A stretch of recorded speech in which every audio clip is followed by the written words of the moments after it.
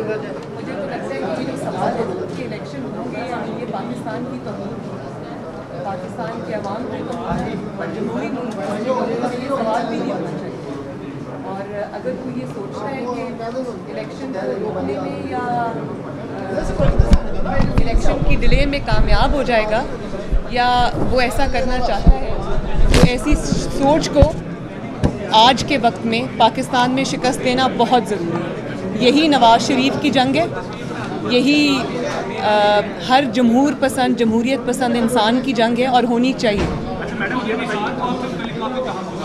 लेकिन मैं एक और बात ज़रूर कह दूं कि इलेक्शंस को अगर डिले करने की कोशिश की गई तो मेरा ख़्याल है कि उससे उसके ऐसे कॉन्सिक्वेंसेस होंगे जो शायद उनको बाद में ठीक करना बहुत मुश्किल हो जाए।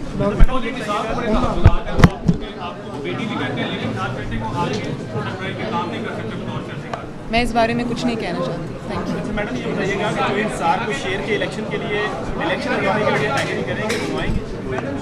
देखें, मेरा इख्तियार नहीं है, ये सवाल मेरे से रिलेटेड नहीं है। PMLN का एक पूरा सिस्टम है, पूरा पार्लियामेंट्री बोर्ड है PMLN का, जो दरख्वास्तें आई हैं उन पे वो गौर कर रहे हैं, इंटरव्यूज़ कर रहे हैं और उसके बाद जो बेस्ट पर्सन होगा किसी भी हलके के लिए, मैं पर्सन स्पेसिफिक बात नहीं कर रही, उसमें बोर्ड फैसला करेगा। माशाल्लाह पाकिस्तान की सबसे बड़ी पार्टी है तो वो किसी के कहने पे नहीं चलती, उसका एक पूरा सिस्टम है। और बड़ा मुझे फ़ख्र से मैं ये बात कहती हूँ कि PMLN वाहिद वो जमात है, जमहूरी जमात के तौर पे सामने आई है जिसको 4000 से ज़ायद दरख्वास्तें मौसूल हुई और हर एप्लीकेंट का इंटरव्यू हुआ। सिर्फ एक इंसान कंप्यूटर पे बैठ के ऊपर से आई हुई इंस्ट्रक्शंस के तहत उम्मीदवारों को टिक नहीं कर रहा, पूरा बोर्ड बैठा हुआ है जिसके अंदर सारे सूबों की नुमाइंदगी है और इंटरव्यूज़ हुए। उसमें जो PMLN के प्रेसिडेंट हैं मियाँ शहबाज शरीफ साहब, वो पेश हुए, वो कैंडिडेट्स के साथ जाके बैठे, उनका इंटरव्यू हुआ। हमजा शहबाज शरीफ साहब पेश हुए, मैं पेश हुई, कायद के और बोर्ड के सवालात के जवाब दिए और ये एक बहुत अच्छी रिवायत है जो बाकी जमातों को भी अपनानी चाहिए। Thank you.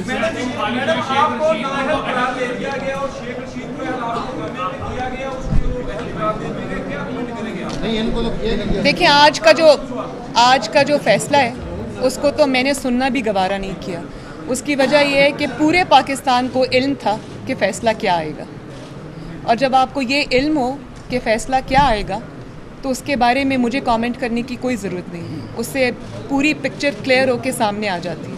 और आपके सवाल का एक दूसरा हिस्सा था, वो क्या था? अहल और नाअहल वाला। देखें, यही तो जी,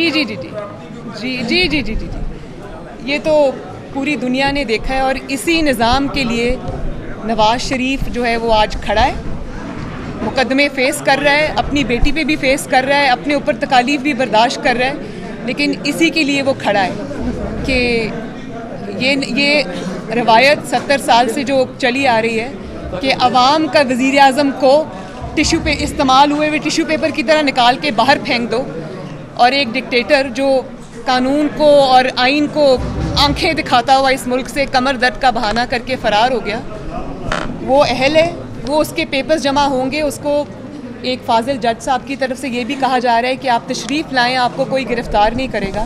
और एक तरफ एक प्राइम मिनिस्टर है जो करोड़ों वोट लेके आया है और उसको सिर्फ आपने, क्योंकि फ़ैसला आपने पहले कर लिया था कि उनसे जान छुड़ानी है, आपने एक बहाना बनाया।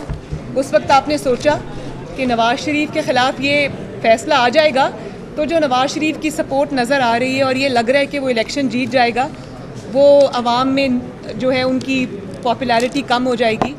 लेकिन वो कहते हैं ना, मैन प्रपोजेस गॉड डिस्पोजेस, तो अल्लाह ताला का अपना प्लान है। प्लानिंग सारी फेल हो गई है और अब समझ नहीं आ रही कि वो दाएं जाएं, सामने जाएं, बाएं आएं। मैंने एक तकरीर में पहले भी कहा था कि ये सारा कुछ एक स्क्रिप्ट का हिस्सा है, सारा फिक्स्ड मैच है।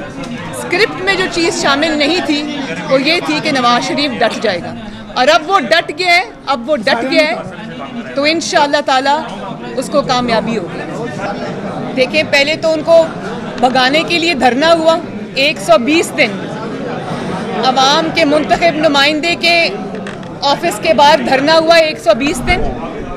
फिर उनको वो यू टर्न लेते लेते अदालत में जाके हॉस्पिटल में छुप गए और वो फिर बहाना बना के पहले उनको फरार कराया गया और अब उनको बुला रहे हैं कि आ जाओ भाई, तुम्हारा तो इंतज़ार कर रहे हैं। तुमने कानून तोड़ा, कोई बात नहीं। तुमने 2 दफ़ा आइन तोड़ा, कोई बात नहीं।